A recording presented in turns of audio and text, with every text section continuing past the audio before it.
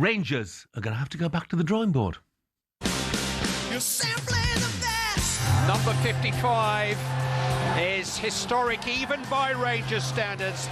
The most successful football club in Europe will enjoy this success as much as any in their near 150 years. Steven Gerrard is a national champion at last. He done a great job up there. They're looking at him to save the football club that they have seen literally nosedive. Rangers cannot be below mid-table in the SPL. I've loved it so far. I'd love another goal at some point. I want to change a few things and improve a few things and come back fresh with a few different people around myself. Yeah. I'd love another couple of challenges doing this. Don't you want me, baby? Now, it's our understanding that Steven Gerrard has turned down the opportunity to return to Rangers. Don't you want me, baby? McCoist, does that surprise you that he's turned down the chance to go there? And why do you think that would be? Well, no, it doesn't surprise me. It probably disappoints me a little bit, just selfishly. But listen, I don't know why he's turned it down. I genuinely don't. But you know, there's rumours knocking about that he had to stay out the country for a certain period of time, or it was going to cost him an awful lot of money in tax. I don't know whether that's true, but you would suggest that there's a distinct possibility it could be the case. And you're probably talking about numbers. See, I'm guessing here because I don't really know. But if it was the case, you're probably talking about numbers that could affect the generation of family. So that would be something you'd have to take into consideration if it's a financial decision. You know, he's going to lose a lot of money. As I say, I don't know. I'm kind of guessing because I think the actual job itself would very much appeal to him. I think it's probably a good time to get the job, because you would think that the new owners have got money to spend. I don't think the club, you know, the team can get any lower. I really don't. I think they obviously got to start moving up the league and producing better performances. Because some of the majority of performances haven't been good enough. Is it still an appealing job, Coisty? Because, you know, the demands are so humongous, and I think it was Cass saying that they can't afford to finish below mid-table. Well, they can't afford to finish really out of the top two or out of the top one, can they? No, you're right. They can't afford to finish at the top one. I think it's pretty straightforward. If you're a Celtic manager, you've got to beat Rangers. Rangers manager, you've got to beat Celtic. History would tell you that. I mean, Aberdeen were a perfect example last year. Won the first 12 games and were absolutely flying, and then finished 20 points behind Rangers. Hearts this year might be different. They look as though they've got a wee bit more about them. And there's a couple of things Hearts have got going for them. They've got a good side. They've got an excellent manager, and they're probably up against two of the most average Rangers Celtic sides I can remember in a long, long time. And there's a train of thought which I actually buy into, that Rangers have been that poor, they've brought Celtic down, because Celtic, in many ways, and it'd be interesting to hear the Celtic supporters' views, have kind of taken their eye off the ball and stood still, if not went back the way, because they've refused to press forward, because they've looked across the city and think, oh, we've got them anyway, we'll sort them out, and that's all that matters, whereas they haven't moved on at all.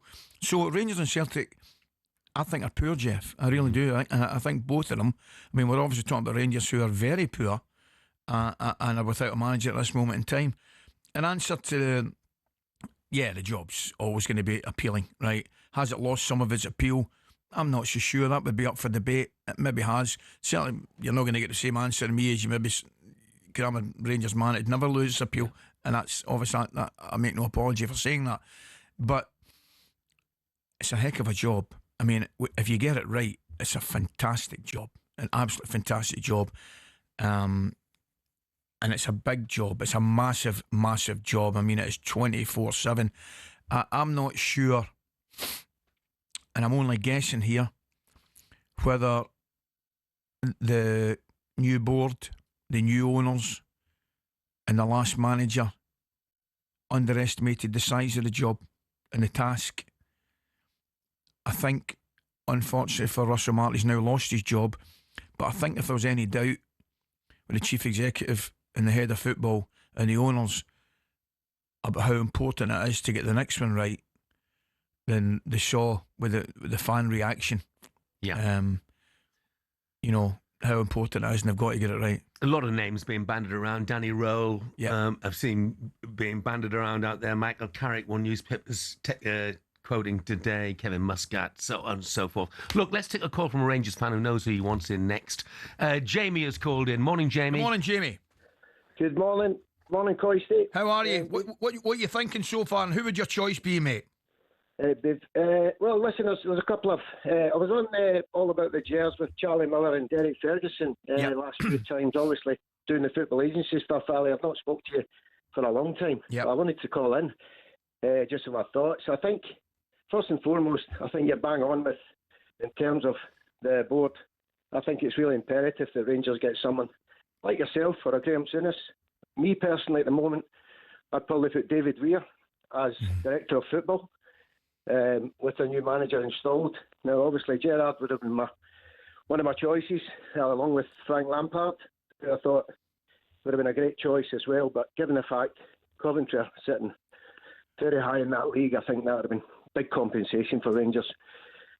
So that would have been my two choices. In Scotland, I think you've got a couple of choices. Obviously, Derek McInnes at Hearts, Steve Robinson at St Mirren, who's very underrated. Agreed.